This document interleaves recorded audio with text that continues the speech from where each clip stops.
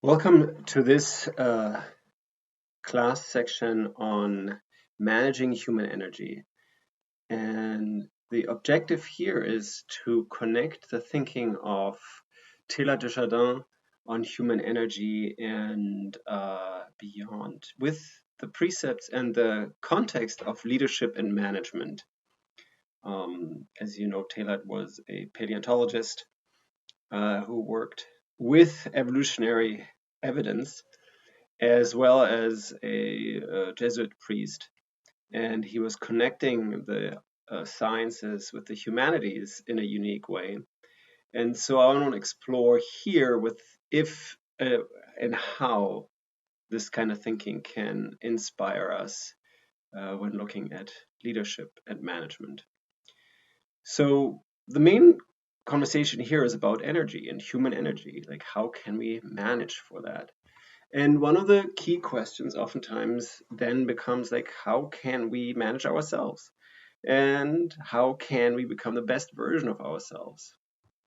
Those questions often tap deep into these existential questions of who are we at the core? Where are we going as a species? And where might we come from? Questions that Teilhard was deeply connecting with. Now, one of the main things is if we're looking at the current state of affairs in terms of how we lead ourselves, what kind of lives we lead, it's kind of scary because it seems like we're doing not such a great job. College students are getting more depressed. Uh, People are getting more depressed. People lead lives of quiet desperation potentially, but they're not terribly energized and positive. So it might seem like this first story that we heard about is quite true and accurate, that we're the fallen species, that we were ejected from paradise for a reason, and maybe we are ejected from our earthly dominion as well, because we just can't get our act together. That kind of story reverberates in those real examples of fallen and evil versions of our species, whether they be real, historical, or fictional. The second part of the story that we oftentimes have, though, is that we're these superheroes, or that we aspire to be superheroes, and that is the way to live, to become like these superhumans, and that with that we have all the power, and we should aspire to be masters of the universe, much like we've seen here in the connection of finance and Wall Street, where that term masters of the universe was quite, well, appropriate in many ways. So if we're not the fallen species and if we're not masters of the universe, what could we be? And that's sort of the third story that Teilhard is also tapping into, is that there is a whole range, of course, of possibilities in between that we can look at. It's not just shades of gray, but it's a shade of a rainbow. There are possibilities of who we can become in the space of human development. And Teilhard sees this as part of the overall development of our species, that paradise is actually not lost, but that it's sort of something that we can create as we go along, that there is more complexity and more awareness and consciousness, and we're developing towards something that he calls this omega point. And one of the pieces here with human energy really is that when someday, as he says, after we have mastered the winds and the waves, the tides and the gravity, we shall harness the energies of love. And then for the second time in the history of the world, humanity will have discovered fire. So what would that look like if we discover this energy of love? How can we do that? And how can we move our society, our organizations, the teams that we're part of, and ourselves more towards that? That's the third story of who we are and how we can create ourselves, this blank slate, this set of possibilities. Now, in the current domain of leadership and management, you'll see that there are two background narratives about human nature that still sort of reverberate and that we play with, and just creating higher levels of awareness can maybe allow us to yeah, be more conscious, aware, and discerning. The one narrative that I assert is dominant still is the story of Homo economicus, that we are all greedy bastards. What we want is money, status, and power. And that's basically the incentive. And we have structured our organizations, especially our corporate entities, that way. We've structured our administrations also in a similar way, where it's not so much about money, but certainly about status and power. Now, that works to a certain degree. We all know that. And we also see that it doesn't work all that well. And so this other story, that of Homo sapiens, to which Teilhard also contributed with his research and the study of Beijing men, is one that may be more accurate. It's a little bit more complex. But what does that say?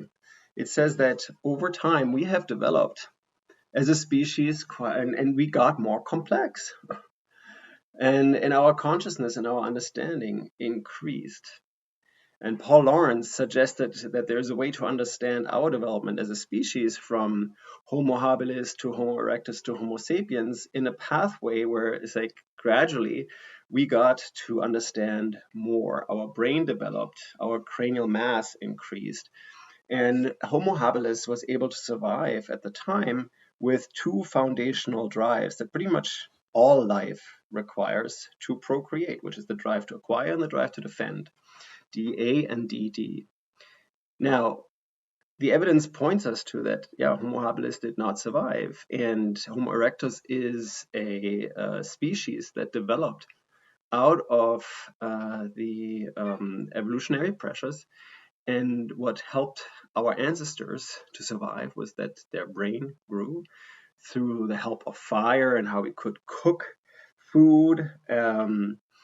And therefore needed less energy in our digestive tracts, and that energy could be gaining and supporting us in developing cranial material. And that brain that then developed on top of this limbic system that was sort of fight and flight was a social brain. It was a brain that allowed us to be tribal and to support us in collaboration with kin. So the nuclear family was superior in terms of supporting our species to survive than just being there as single mother, parent, etc., etc. And around that, we built tribes that could support us in hunting, gathering, surviving. So for many, many years, Homo erectus was roaming the planet, and at the same time, it was not the species that we're part of now, as that adaptation wasn't fit for the next environmental pressures that came up. And so Homo sapiens came out of that, and what we know is that our brain developed even further, that frontal cortex developed the latest, and that the prefrontal cortex really sort of gave Homo sapiens the advantage to think in abstract terms. Paul Lawrence calls this the drive to comprehend, or DC. So that our species is able to think in abstract terms, problem solve in abstract ways, and then therefore also ask the question why we can't do certain things this way or that way, or maybe even the existential why question, why are we here and where are we going? So Paul Lawrence and others would say that in terms of leading ourselves to survival and maximizing the energy, and what we know from all the insights and research on when people are the happiest, it is typically when we are able to balance these four drives: the drive to acquire, the drive to defend, be psychologically safe, physically safe, to have friends and family around us, and to have sense and a purpose in life. Now, we also know that if we are overshooting on any of those, we oftentimes get in trouble in terms of our survival. So leading ourselves, managing ourselves with this balance objective has been shown quite effective. It is maximizing, or it's optimizing the energies, the human energies that we have, and inspires people. And now this is not new insight. This is insight actually that was present or is present in most of the non-religious and religious narratives. And what Hans Küng forms the baseline of a global universal ethic. Küng and others call this term, this notion of this ethic, this cornerstone of who we are and how we can tap into our energy, dignity. It's the fact that we, as human beings, are intrinsically valuable. We're not just part of a market system where that which is valuable does have a price. And so we need to create incentives for people to do things because otherwise they wouldn't do them. In fact, it's quite the opposite. We know that many of the things that we cherish are things that escape the market logic. And that is actually where energy and human energy is coming from in many ways. So I have created this perspective of an economistic model, which sort of drives, which emphasizes the drive to acquire at the expense of the other drives. It's aiming for wealth, power, and status, and much of what we witness in terms of management and leadership is going into that direction. Whereas a different model, a humanistic model that looks at the ultimate objective, why we're here, as more of flourishing and well-being creation, in similar ways as Teilhard was saying, sort of moving up in ways towards an omega point, paradise, you could say. But that requires then that we are aware of our dignity thresholds, that we can manage ourselves in the balance of those four drives, and that we can choose to do so. That really, that third story allows us to be in a space where we can choose. We're not omnipotent, like all powerful, but we're also not impotent. We're also not just there at the whims of some other force. So we can choose, we can create.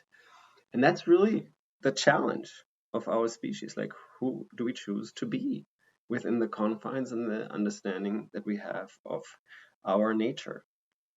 So with that, I just want to pause here and invite you to think about that. Who do you choose to be? Who can we choose to be to create a world that works for everyone, or to move towards this omega point? Thank you.